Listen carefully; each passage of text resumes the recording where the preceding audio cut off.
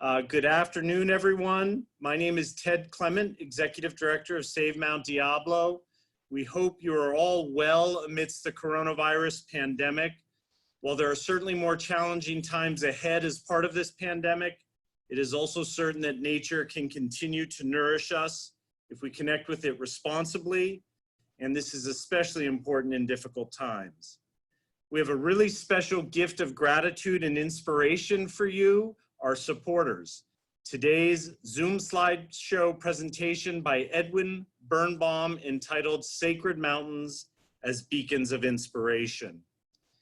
Ed is one of the world's leading authorities on the long-standing cross-cultural tradition of sacred mountains. From Mount Diablo, with its beacon shining brightly from sunset every Sunday till sunrise every Monday morning during this pandemic crisis, into the Sierra Nevada, to Mount Fuji and the Himalaya. People around the world look up to mountains as sources of inspiration, renewal, wisdom, creativity, and vision. Within the cross-cultural tradition of sacred mountains may be critical lessons for us on how to better live with and connect to nature at this time of the climate crisis and documented mass extinction of species. I have admired Ed since my undergraduate years. I had just returned from my first trip to the Himalayas, where I'd gone to study and mountaineer, when I used one of his early books to help me with the research for my senior thesis required for my environmental studies major. I remember reading the book jacket cover about Ed, accomplished mountaineer, former Peace Corps volunteer, former Outward Bound instructor, etc. I said to myself at that formative age, I want to be like Ed Bernbaum. I went on to do more mountaineering in the Himalayas and elsewhere, become an Outward Bound instructor, and later serve as a Peace Corps volunteer in the Thailand National Park program. Thanks for that great direction, Ed. When I came to Save Mount Diablo around the end of 2015, I remember giving my first large public presentation at the Walnut Creek Civic Park Community Center. Two wonderful Save Mount Diablo supporters, David Lindgren and Ilana Schatz, came up to me afterwards and asked if I'd ever heard of the author, scholar, and conservationist Edwin Bernbaum. I lit up and said I had never met him, but that I had admired him for years. To my absolute delight, they said they were good friends with Ed and his wonderful wife, Diane, and then they very kindly invited my wife and I to have dinner with them all. That started a wonderful friendship and collaboration between Ed and I, which I'm very grateful for. Getting out and connecting meaningfully and responsibly with nature and a long-standing sacred mountain like Mount Diablo can be especially nourishing and helpful during trying times. Gratefully, because of your wonderful support, our Save Mount Diablo staff continue to work hard on conserving our critical Mount Diablo natural areas here, albeit remotely from their homes. Together, we will continue to do great things to protect the ultimate foundation for our long-term health and well-being, nature. Ed's presentation will be about 1 hour, and at the end, there will be a few minutes for questions via the Zoom chat box feature. Simply hover your mouse over the bottom of your screen and a menu bar will appear. Click on the chat icon and a chat column will appear to the right of the screen. Click inside the comments box and type in your question. Ed will get to as many of these questions as he can within the time that we have together. Ed, thank you for your great work and for providing this gift of gratitude and inspiration to our supporters at this time. Please take it away. Thank you everyone for your support and enjoy Ed's presentation. Well, Ted, thanks very much for the wonderful introduction. And I must say, it's really been a pleasure and a privilege to be a friend with you and to walk around in this area and just to share our many experiences. I also want to thank Joanne for setting this up, and I'm especially delighted that this is in support of and may benefit Save Mount Diablo Public Land Trust, since I think it's extremely important to protect the environment, especially in this time of a pandemic. Now, I'm going to be talking about sacred mountains and their implications for conservation and other things as well, and how they inspire us as beacons of inspiration, you might say. But what I wanted to say about sacred mountains is, in a sense, they're an ideal subject for this time of coronavirus where we're sheltering in place. Because in order to appreciate sacred mountains and their inspirational value, you don't have to go and climb on them, especially if they're far away. You can contemplate them, and you can contemplate them through literature, through art, through photography, and I hope through the slides that I'll show you here. So now we're off. We're going to be looking at sacred mountains of around the world, culminating right back here at Mount Diablo. This is the first view I had of mountains on the edge of Tibet, flying in from China the first time I went to Tibet a number of years ago, a mountain called Minyakonka. And this is the title of the talk, and almost all the pictures you're going to be seeing will be taken by me. There'll be a few by other photographers, including Stephen Joseph, who's done a really beautiful book, as probably all of you know, on Mount Diablo. So let's take a look at mountains and how they inspire people in general. And I would say that mountains are particularly strong in evoking an experience of something of deeper significance or reality that gives meaning to our lives. Now, how does it do it? Mountains do this, or people experience that something of deeper significance, that deeper reality, through the views they have of mountains. And in doing research on sacred mountains around the world, I've identified 10 views or themes that are very widespread. A lot of people would like to say, well, all mountains are sacred for one particular reason. And I think that limits the power of mountains as beacons of inspiration by limiting it to one particular interpretation. Mountains evoke and inspire people in a multitude of different ways. And it's that richness and diversity that's really important, that also opens us to other ways of experiencing the world and ourselves that can enrich us, especially in this period of crisis. So let's begin with the theme or the view that most people, especially in the West, identify with mountains, which is mountains as high places. And a mountain, of course, that stands out in that respect is Mount Everest, which you see here. And as the highest mountain in the world, Mount Everest has assumed a kind of a semi-sacred status in the modern world, because one of the things that, if you talk about the experience of the sacred, one way of experiencing it is the sacred is something of ultimate value or significance. And as the highest mountain in the world, it has this ultimate value. And as we'll see, there's a whole mythology that's developed around it. So Mount Everest, in fact, until about 1860 or so, nobody knew really it was the highest mountain in the world. And in fact, if you see it from the plains of India or a place like Kathmandu in Nepal, it looks pretty insignificant because it's hidden behind a number of other mountains. And in fact, it isn't even white. It's black near the top because of the winds that blow the snow off it. It turns out that the British Survey of India, they were doing triangulations and surveys of the mountain.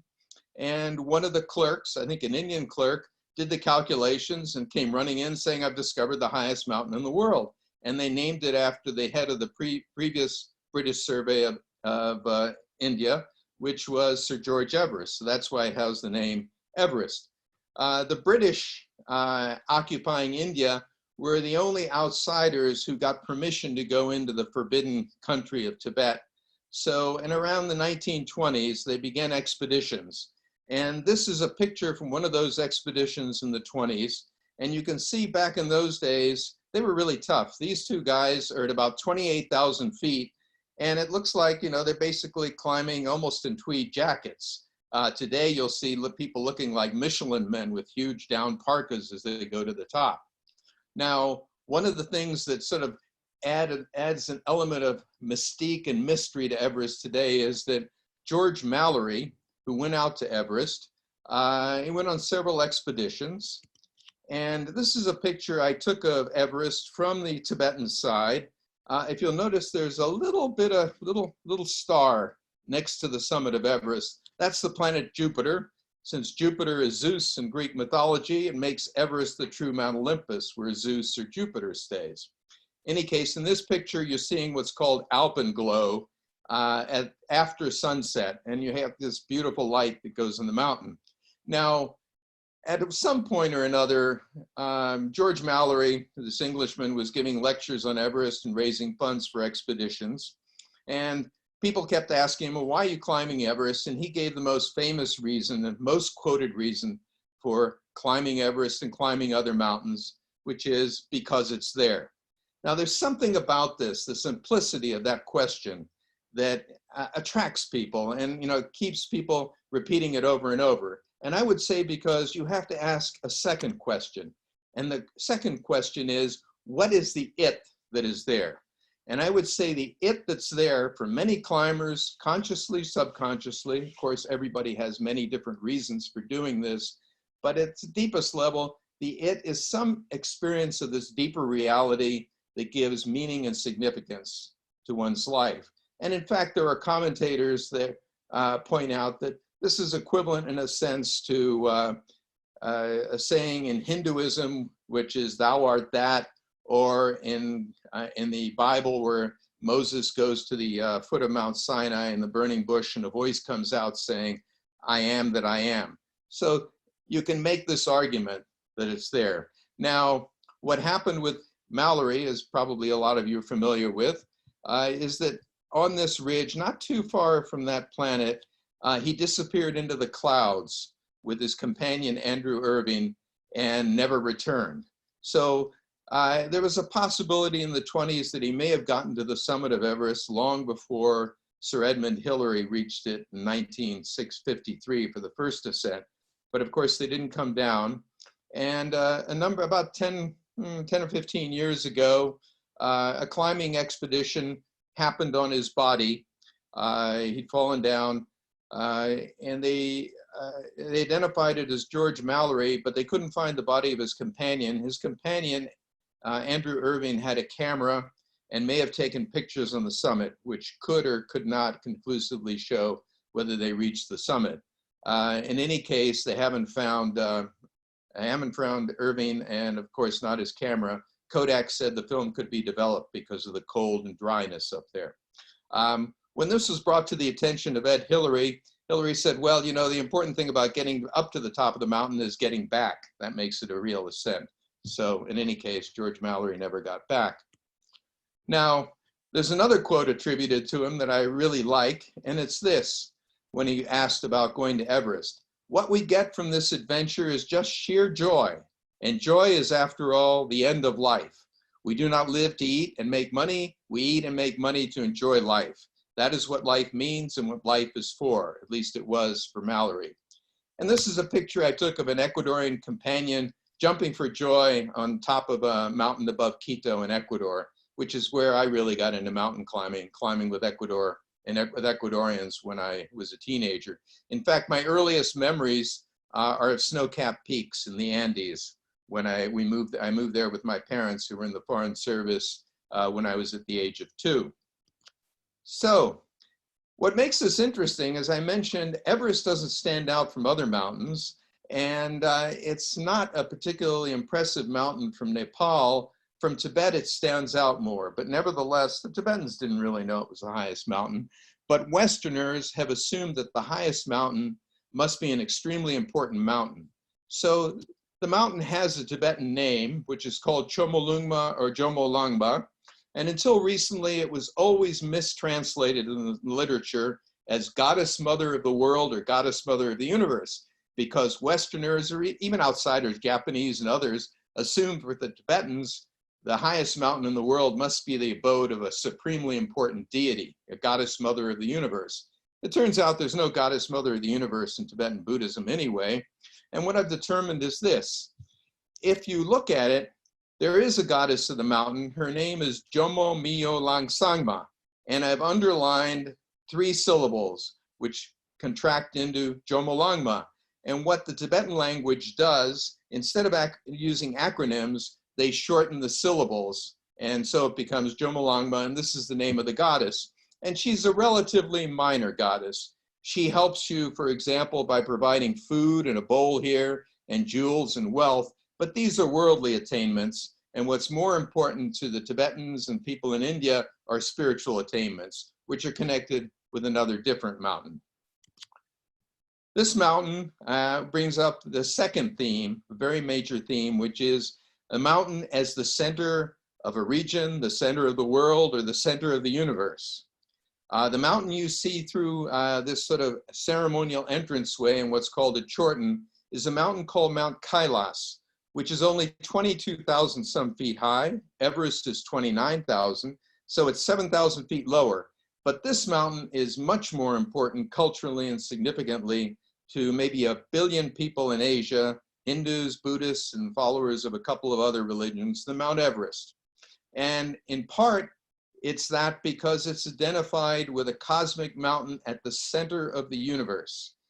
This mountain, as I say, is called Mount Kailas. And what you're looking at is the beginning of what's called the circumambulation route. Because it's a center, you don't climb it, you walk around it. And we'll go around it a little. But first, this cosmic mountain I mentioned. It's a mountain called Meru or Sumeru, and it's in Buddhist and Hindu cosmology. And here we're looking at a Tibetan painting looking straight down on the mountain from above.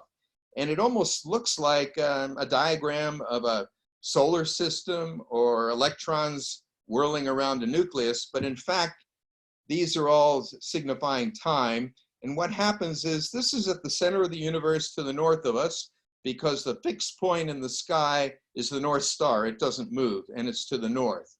And then we live in a continent to the south, according to this cosmology, which is right down in here.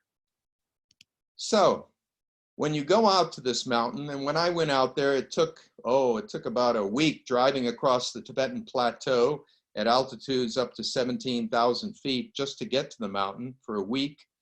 Today, there's now a paved road and lots of people are going in, especially pilgrims from India. But back in those days, you didn't. And when you got there, some people would take a long, long time to get there. You could go over the Himalayas from India and Nepal walking was another way to do it. And when you got there, there were the pilgrims going around it, and they'd come for the spiritual experience of a lifetime. And you can see it in this woman's face. She just completed what's called the Kora, or the circumambulation, walking around the mountain, which is about 30 miles, starting at 15,000 feet and going over a pass over 18,000 feet. Now, it takes you about 2 or 3 days. If you're a Tibetan in really good shape like she, you do it in one long day. We took about 2.5 days. And then there are other people who do full-length body prostrations, and they go all the way around in about 3 weeks. And then there are the people who come with a minimal amount of equipment, like this pilgrim here. As you can see, he's walking barefoot over the snow, no problems, no frostbite. The high point of the pilgrimage is what's called the Pass of the Saviors, which you see here. And these are Tibetan prayer flags. And what this woman is doing is each pilgrim at this place, as they're going around the central mountain, the center of the universe, they're circling around the center of who they are and awakening what's deep within themselves in their central place. And what each pilgrim does here is he or she takes a piece of themselves, like a lock of hair, an old tooth, and they leave it here as sort of an offering, indicating that they're giving up attachments to their own personal egos in order to attain enlightenment for the sake of everyone else. Enlightenment being the ultimate spiritual goal, liberation, as they are awakening in Hinduism and Buddhism. So this is the mountain from the north side. And one of the beauties of walking around a mountain instead of climbing it is you experience much more of the mountain. This is a very different face from the face you see on the other side. So you see it from all sides and angles. The mountain, incidentally, according to tradition, was climbed back in the 11th century by Tibet's most famous yogi. And he went there snapping his fingers instantly to the top in a climbing contest.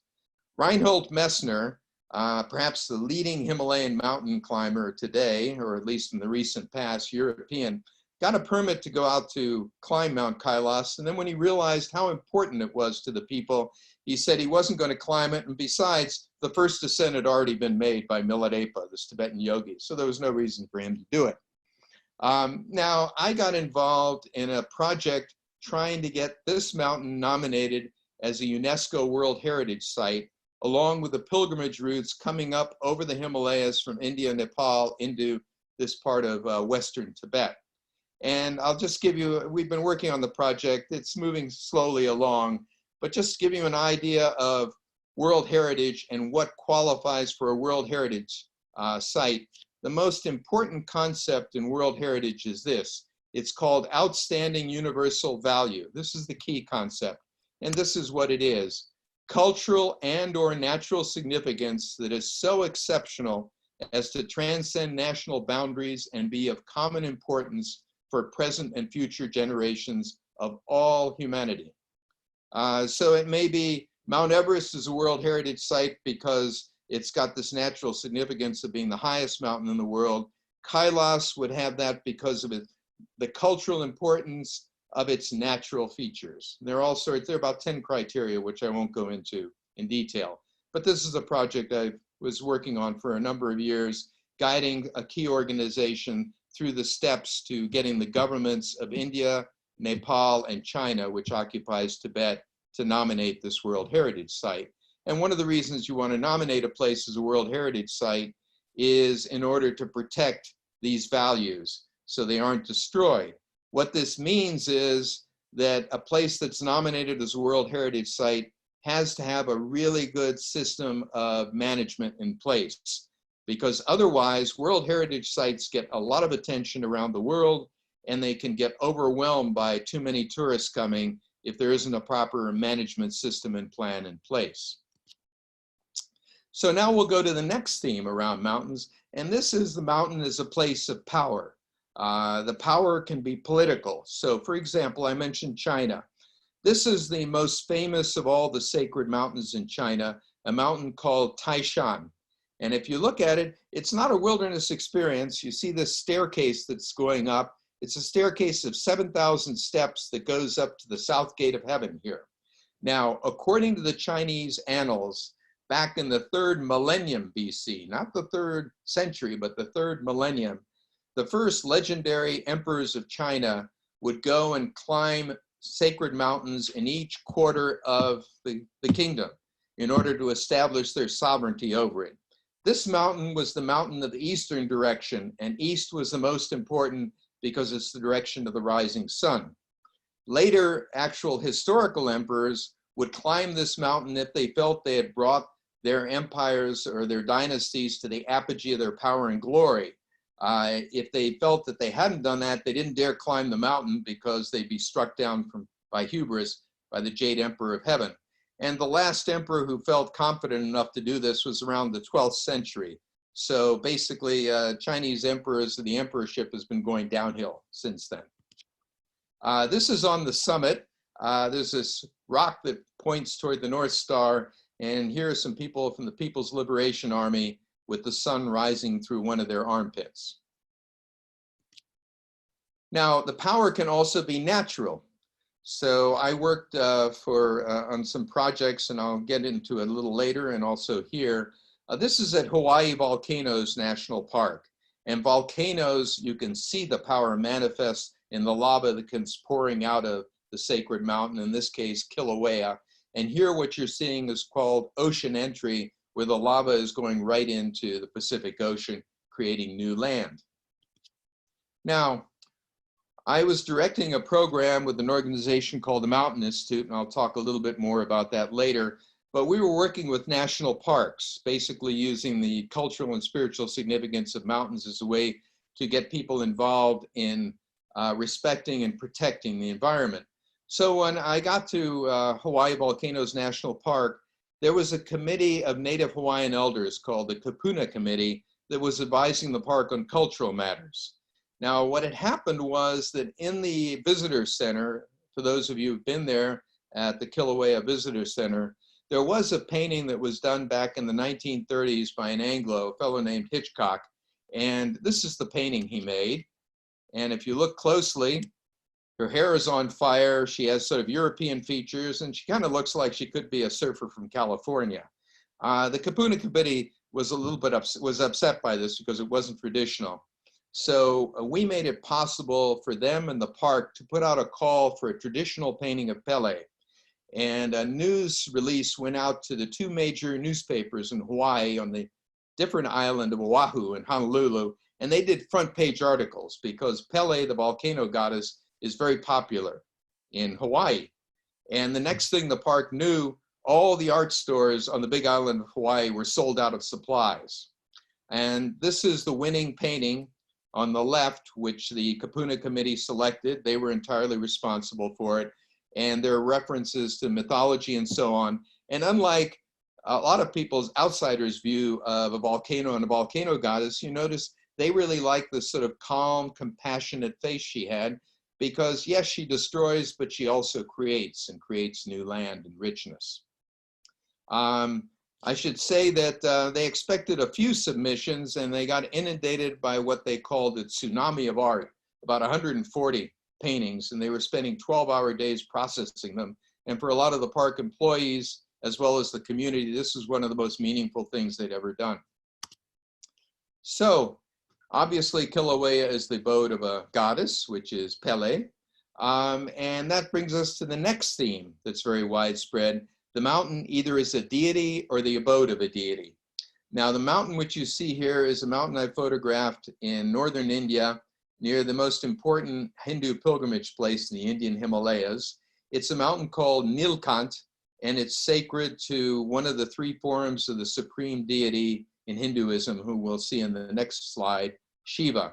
I took this picture because I really liked how the valleys sort of echoed or, reflected the shape of the mountain. But my son, one of my sons looked at it and he said, "Dad, that's the shape of India below." And it is, in a sense, it's a national symbol right there. So this is Shiva, and this is a painting of him. And you'll notice on the top of his head, there's a woman's face and water is spouting out. Well, it turns out this is, Shiva is supposed to be on the summit of Mount Kailas. And there's a very important living myth story of Hindu religion today and in the past, which is called the descent of the Ganges. The Ganges is a goddess up in heaven called Ganga. And there was a sage on earth who wanted her to come down and fill up the oceans, which were dry. She liked it in heaven, didn't want to fall down to the earth. So as an excuse, she said, "If I fall down to the earth, the weight of my waters will shatter the earth." Shiva stepped in and broke the fall of her waters with his hair, which you see here. Now, Indian environmentalists have pointed out that this actually parallels what happens in the real world, or the physical world, because the texts go on to say that the forests in the Himalayas, the trees are Shiva's hair. And during the summer and the monsoon, which is now approaching in India, at the end of May, beginning of June, rain comes pouring down. The Ganges does descend from the heavens, so to speak. And if the trees are cut down, there are tremendous floods and landslides. The earth shatters. So at that point, there was a really interesting professor whom I met at a conference in Peru, of all places, an Indian professor named Purohit. And he had gone up to this area at the foot of the mountain where there's a major Hindu pilgrimage shrine. And there had been a forest there at about 10,000 feet. It was all cut down. The Indian Army and the Forestry Service had tried to replant trees, but nobody took care of them. The cows ate them, and that was it. So he had the idea of going to the chief priest of the temple there and seeing if he would be interested in doing ceremonies to plant trees as sacred trees that then people would be motivated to take care of. And this project started and it took off, and they used this myth and others to encourage pilgrims who were coming there to get additional merit from their pilgrimage by planting, or at least not, cutting down any more trees. So I was invited to come up and observe this, and it was one of the most interesting experiences of my life. Here there was a tree planting ceremony, and you can see one of the little seedlings that the scientists, or saplings, the scientists were providing, and then the priests would bless them. The person on the left is what's called a Nagababa. He's a yogi. He's even more spiritually higher than a priest. This Nagababa, whom you see here, basically went around naked wearing only a penis ring. And his arm was up in the air because he put it up in the air for three years, and then it had frozen in place. So he just kept it up there. If you think, he was sort of an eccentric outcast, major people like Indira Gandhi, the former Prime Minister of India who was killed, she came to him for blessings. Now, one of the interesting things was he had gone up to 15,000 feet during the winter.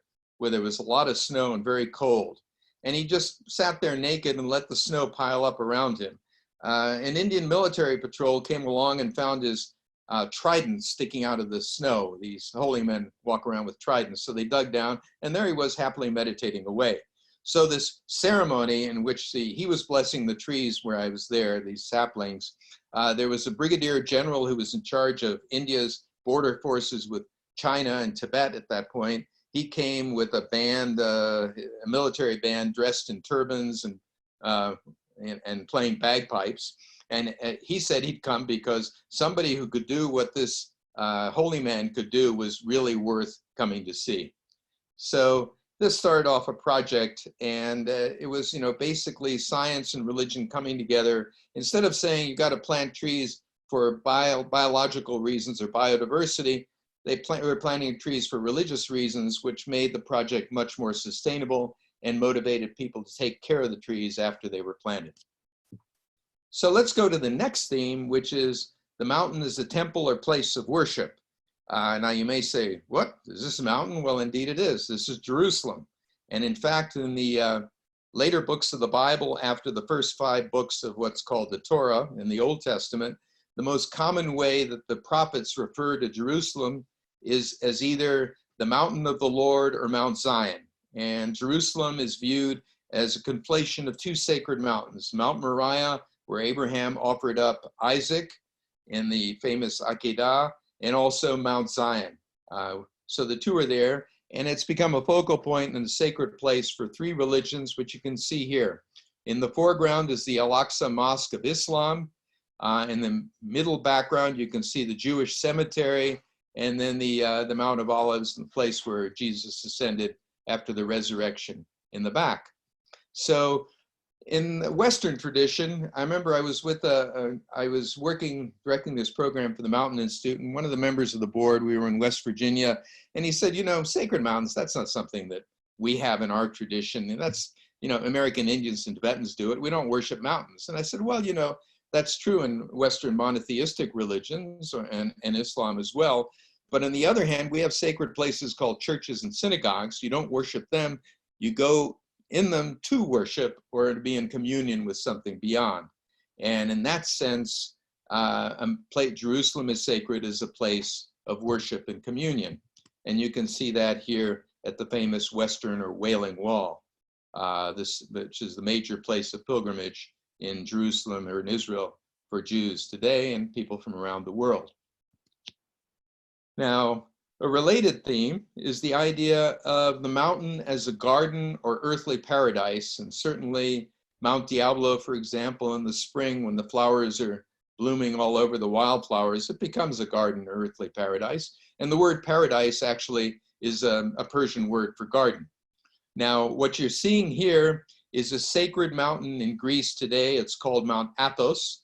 It's at the end of a peninsula, and it's referred to, as we'll see, as the Garden of the Mother of God. And we'll mention that, we'll say why. It's at the end of a long peninsula. The mountain is sort of marble and limestone. It rises almost 7,000 feet sheer up out of the Aegean on 3 sides in this beautiful pyramid. And along the peninsula and around its base are 20 monasteries going back to the period of Byzantium with marvelous works of art. And you can only go in there as a pilgrim. The patron saint of Mount Athos is the Virgin Mary, whom you see depicted here on the peninsula with Mount Athos at the end. And they refer to Mount Athos, the monks, as either the Garden of the Mother of God or the Garden of the Virgin Mary, which leads to the fact that it's open only to men. And the monks give this theological reason explaining why they don't allow women. They say the Virgin Mary is a jealous mistress who brooks no female rivals. Be that as it may, it's a source of controversy because Mount Athos is a World Heritage Site, which is supposed to be open to all of humanity, but it's closed to half of humanity. As I was wandering around, and it's, you have to go in as a pilgrim and you walk from monastery to monastery, you take boats along the coast. I ran into this monk here. He's an iconographer, a delightful fellow, as you can see here. And I asked if I could take his picture, and he said, sure. So I took his picture. And he said, what kind of camera are you using? And I said, it's an Olympus, appropriate for Greece, don't you think? And he said, yes, my name is Father Nikon and I have a Nikon. So now another theme that's very widespread and connected to a lot of indigenous traditions in particular is the mountain is either an ancestor or the place of the dead. What you're seeing in this picture is the highest mountain in New Zealand, Aoraki. And actually we just saw it, I didn't take the picture then, but my wife and I on our last trip, and I don't know how long it'll be before we can go on trips again, we were in New Zealand in December, even as the pandemic was starting without people realizing it. So Aoraki, or Mount Cook as it's also known, is a bit over 12,000 feet high. It's heavily glaciated, and it was the training ground for the New Zealanders like Sir Edmund Hillary, who went on to climb Everest. But it's extremely important to the Maori people who live there. And according to their tradition, the Maori people came in canoes from a legendary paradise called Hawaiki, which is what the word Hawaii comes from. And in particular, this is showing Aoraki, who is one of these legendary ancestors, and his four brothers around him. And one version of the story is that actually he came down from heaven in this divine canoe, and they were traveling around, and then he did this incantation to go back up to heaven, and he stumbled, and the canoe crashed on its side, and he and his brothers were on the higher side, and that's why Aoraki, named after him, is the highest mountain in New Zealand. If you go to the North Island of New Zealand, the highest mountains in the North Island are volcanoes, unlike the South Island, which are alpine mountains. And the most important, or one of the most important mountains, it's actually a complex of three mountains, is called Tongariro. And it's very, very sacred to one of probably the best established of all the Maori iwi, or tribes. They're called the Ngati Tuparatoa. So I took a hike over the mountain, and I crossed over Tongariro, and this is the red crater. And this is the first time I'd ever seen this in the mountains. It's a phenomenon that's fairly rare. You have to have the sun behind you early in the morning or late in the day, and it projects your shadow into the mist, and you see this angelic figure with a halo around it. Now, in Europe, this is viewed as demonic. It's called the Spectre of Brachen, and it's in the Harz Mountains where the witches used to hang out. In Asia, particularly in China, it's referred to as the Buddha or the Bodhisattva's glory, and it's something people want to see. So very different interpretations of the same sort of phenomenon. Now, Tongariro, it's a very interesting story, which is that in the 1860s or so, there were a lot of people coming and colonizing New Zealand.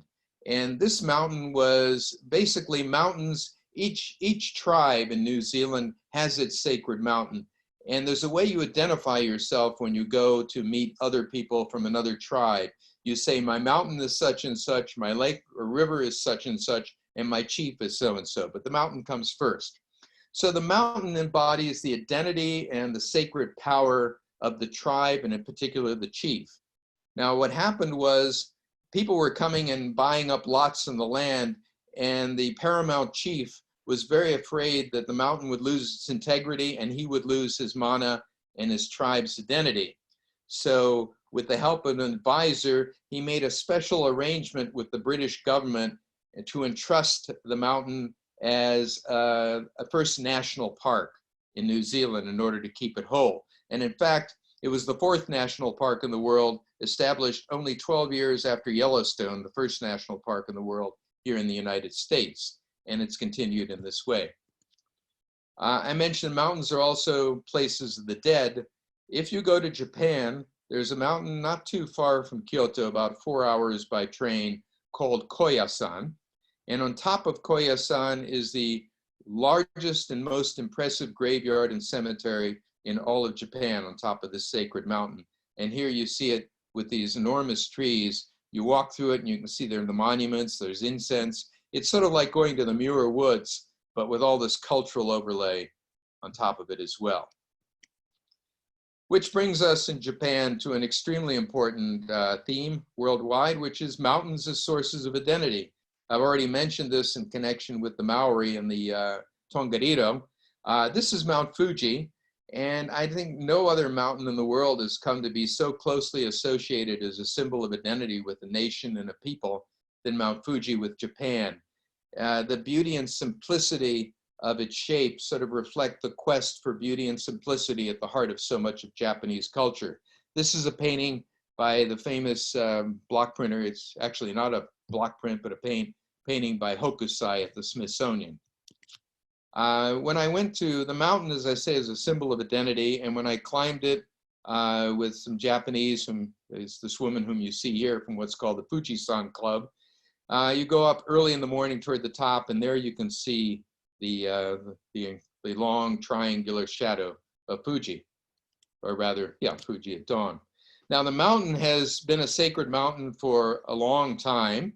The oldest Japanese record of poetry refers to it as a god mysterious. There's a Japanese mountain climbing sect that developed combining Buddhism and Shinto, the indigenous religion of Japan. And the idea of climbing a mountain is going basically symbolically through the stages toward enlightenment on the summit and then bringing spiritual powers back down. It's called Shugendo, and here are adherents or devotees, practitioners of Shugendo, opening the mountain for climbing during the climbing season. These practitioners of Shugendo are called Yamabushi, which means those who lie down or sleep in the mountains. Now, a very widespread theme is the mountain as source, a source of many different kinds of blessings. In particular, very widespread is the idea of mountains as sources of water, and sacred for that reason. In fact, that's very important here in California because we depend on the Sierra Nevada and the snowmelt for the agriculture. And in fact, America depends on the snowmelt since about a third of all the vegetables in the US are grown here in the Central Valley. What you see here is a sacred river, the Indus, which has its origins very close to Mount Kailas. And that's another reason why Mount Kailas, the mountain at the center of the universe, or the physical manifestation of it, is very important because it's a source of 4 major sacred rivers. Now, mountains are also sources of healing and medicinal herbs. What you see here is a traditional Navajo painting of 4 sacred mountains that surround the Navajo country in the Southwest. Each one is portrayed as a hogan, and on top of it is the spiritual being that inhabits it. The gold one here are the San Francisco Peaks, which are to the west, the highest mountain in Arizona, on the way to the Grand Canyon. And these mountains are invoked in the major ceremonies, which are healing rituals in the Navajo religion. Here what he's doing is he's doing a sand painting portraying one of these deities as on top of a sacred mountain. And the idea is when the earth was first created, or actually when people came up from the world below us into ours, and these mountains were set out, everything was in peacefulness and harmony. The problem and why people get sick from the Navajo point of view is they've fallen out of harmony either with themselves, with others, or with the environment. And you've got to be restored to that harmony, and then health follows. So in these ceremonies, they're drawn on the ground and then a person is placed right on it. And then there are chants. And here is one from Blessing Way. Now I am long life, now happiness, as I have ascended. Before me it is blessed as I have ascended. Behind me it is blessed as I have ascended. I have ascended, oye. And this word blessed in Navajo is hojo, which also means beauty, but beauty in a much deeper sense than just aesthetic beauty. It's a sense of beauty that comes out of being in harmony with everything, a very important lesson for us today. Now, the final theme that I'll here is one that's very important, especially for mountains like Mount Diablo in the Sierra Nevada, which is mountains as places of inspiration, revelation, transformation, and renewal. This is one of the major sacred mountains in China. It's the most spectacular of them. It's called Huashan, and you see those temples. They're on a ridge that drops off 2,000 feet sheer on each side. You have to actually go through those temples to get to the top of the mountain. And the mountain is a favorite haunt for hermits who practice the religion of Taoism. And in Taoism, the idea is there is this spiritual force, a spiritual reality that flows through nature like water It's called the Tao. And if you can become in harmony with it, you attain longevity and long life and also a spiritual transformation. So hermits would go there to be transformed on this mountain. Mountains are also prime sources of inspiration for art, poetry, art, photography. You know, the photography book, for example, Mount Diablo has been an incredible source of inspiration, beacon of inspiration for Stephen Joseph, just photographing it innumerably. Probably the most famous, or what can one say, most advanced genre of landscape painting in the world is Chinese landscape painting. This is from the 12th century, a classic of Chinese landscapes. And in a painting like this, what the artist is trying to do is, the mountains are coming in and out of the clouds. It's almost like you experience the Tao, you get glimpses of it. That's what this is meant to evoke. And the word for landscape in the Chinese language, shangshui means literally mountains and rivers, or mountains and water. Those are the two basic components of the landscape. Now, the painter here, whose name is Guo Xi, he wrote about landscapes in general, and the value of landscape painting. And here's something he wrote which really resonates today. The din of the dusty world and the confines of human habitations are what human nature habitually abhors, while on the contrary, haze, mist, and the haunting spirits of the mountains are what human nature seeks and yet can rarely find. Mountains, of course, are extremely important in Western religion. In fact, the three most important events in the Old Testament are the three covenants that are made between God and the people of Israel. And those are all connected with sacred mountains, Mount Ararat, Mount Moriah, and then the single most important event is the covenant in Revelation on Mount Sinai. And here you see a medieval psalter showing Moses at the burning bush, and then climbing Mount Sinai to get the tablets of the law, which are the basis of law and ethics in Western civilization. Because of the importance of the mountain, it's very difficult in the Bible to figure out where the mountain was, but Christian hermits decided it was this mountain here in the background called Jebel Musa, the mountain of Moses in the southern Sinai Peninsula. And in the 6th century, they had the Emperor of Byzantium build them a fortified monastery, the monastery of St. Catherine, which you see there. My wife and I and our sons went and we stayed at the monastery, and we had a chat with the abbot. He's Greek Orthodox. And in the late 1980s, the Egyptian government, which had taken over the Sinai from Israel, announced plans to build a cable car up to the top of Mount Sinai and to put a casino, a restaurant on the summit. This aroused consternation around the world, and the Egyptian government was shamed into not doing it. So we talked to the abbot about it, and he was quite concerned about the impact of this kind of thing in tourism. However, there was culturally appropriate tourism, because down the valley they have a hotel for tourists, and it's built on the traditional site of the making of the golden calf. So that seems to be okay. So to get here to the Sierra Nevada, mountains, of course, were a primary source of inspiration for John Muir.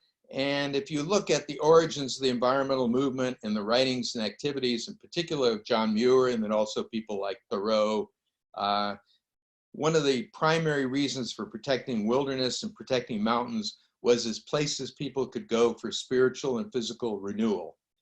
This is a major function of sacred mountains around the world. And you can see it clearly in the writings of John Muir, which really galvanized the environmental movement, like this one here. Climb the mountains and get their good tidings. Nature's peace will flow into you as sunshine flows into trees. The winds will blow their own freshness into you, and the storms their energy, while cares will drop off like autumn leaves. Now, this kind of thing, in looking at mountains around the world, I started a program with a nonprofit called the Mountain Institute, which works with mountains around the world. And the program I started, we called it the Sacred Mountains Program. It worked with national parks here in the US. And these are some of the projects. And what we did was we worked with the park staff to develop interpretive materials, educational materials, and activities which were based on the evocative meanings of natural features, especially in mountains, in American, Native Hawaiian, and other cultures around the world. And the Park Service got really interested in this because It's a way to really connect people in different ways and enrich their experience. And also, it was an important way to, one of the problems with the National Park Service is that so-called minorities in the US, like Latinx and Asian Americans, African Americans, until recently have not been going very much to the parks. They're becoming very influential, both politically and economically. And if they have no connection to the park, the future of the parks in general is not going to be good. So they saw this as a way to connect with the cultures and heritage of these different groups, as well as the general public. So let me give you an example of a couple of things. Well, here, this is a sign for parks, for conventions, for Mount Rainier. This was a wayside sign we did around a mountain, the Santa Monica Mountains National Recreation Area. This is Jerry Wolf, and you're about to see a quote from him at Great Smoky Mountains, and a Native Hawaiian at Hawaii Volcanoes. So I mentioned Jerry Wolf.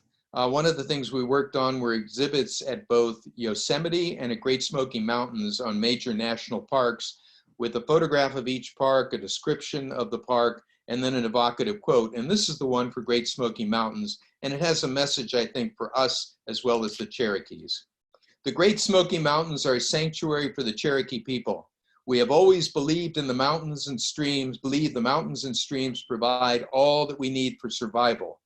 We hold these mountains sacred, believing that the Cherokees were chosen to take care of the mountains as the mountains take care of us. A beautiful example of a reciprocal relationship between people and nature, and a model, I think, to follow. So this is another quick one we did, which has more implications directly for conservation. This is at North Cascades National Park, and this is where you go in to get a backcountry wilderness permit to go climbing or to backpacking in the country. And this sign is to encourage leave no trace, in other words, to bring out everything. And in order to inspire people to do that, you can see it's help protect this place, be responsible about human waste. But what we worked on with them was mountain connections. And here were some evocative quotes to connect people. This is one I really liked by Isabella Bird, who was a Victorian traveler, English woman, who went to Colorado and climbed Long's Peak, 14,000 feet high. And this is what she wrote about reaching the summit of Long's Peak. I was uplifted above a world of love, hate, and storms of passion, for I was calm amidst the eternal silences, bathing in the living blue. For peace rested that one bright day on the mountaintop. And then we got a quote from the Dalai Lama, in simplicity among our mountains, there is more peace of mind than in most cities of the world. And then to inspire people to really take care of the mountains and not to litter, there was this that the park came up with. From Aconcagua to Kilimanjaro, from the Cascades to the Himalayas, people are drawn inexorably to the mountains.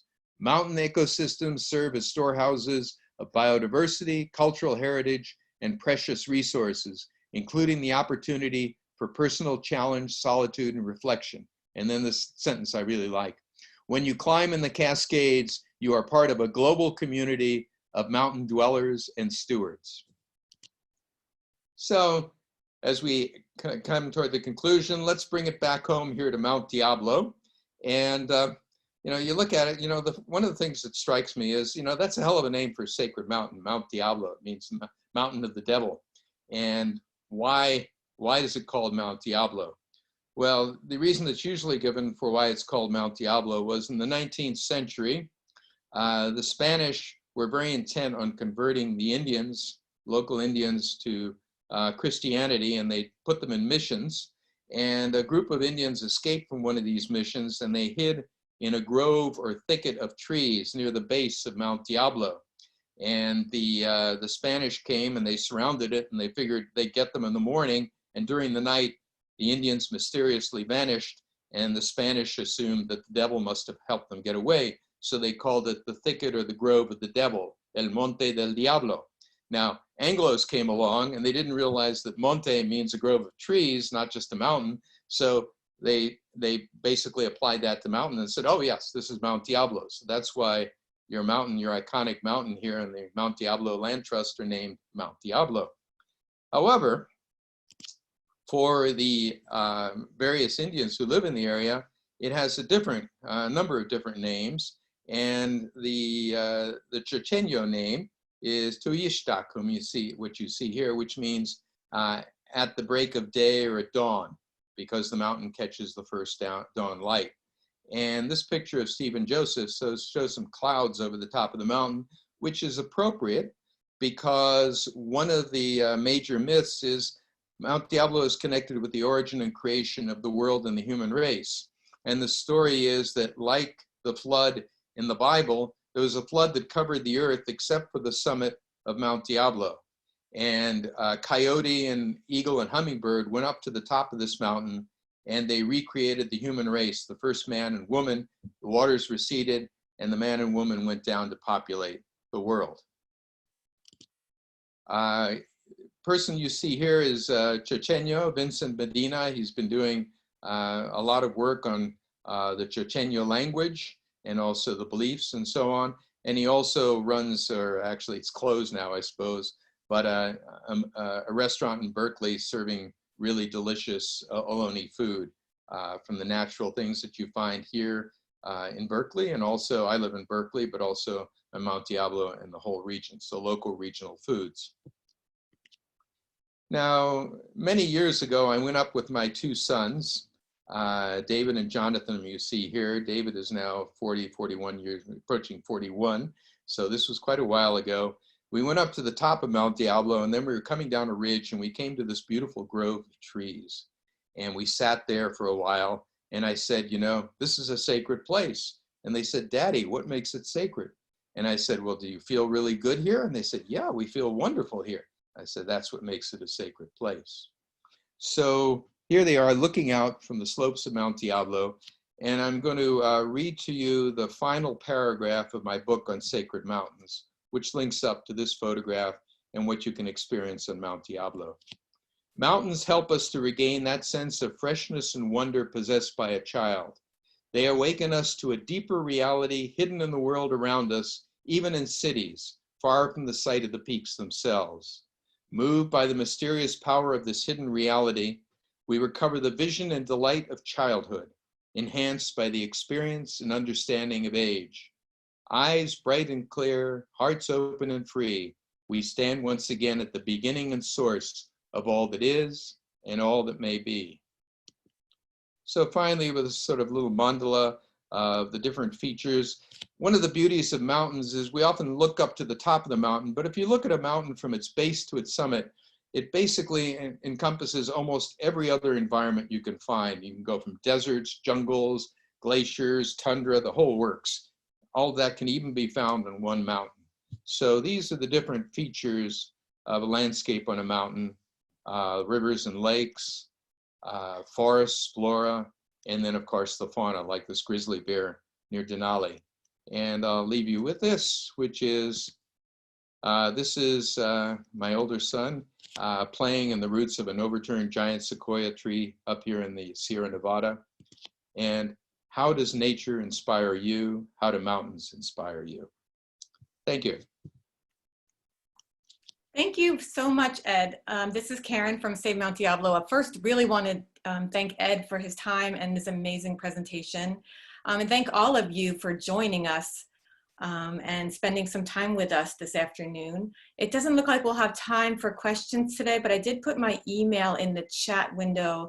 Feel free to reach out to me if you have any questions at all, and I'll get in touch with Ed and get them answered.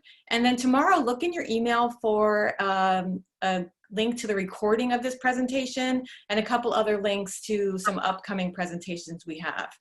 And I really want to thank you a lot for supporting Save Mount Diablo and hoping that you are all well during this time. Anything to add at all, Ted, before we go? Well, Ed, thank you for your presentation and doing this special thing for our supporters. And as always, we're just so incredibly grateful for what our supporters enable us to do in protecting the amazing Mount Diablo natural areas. Be well, everyone. Thank you. Thank you. Thank you. Thanks.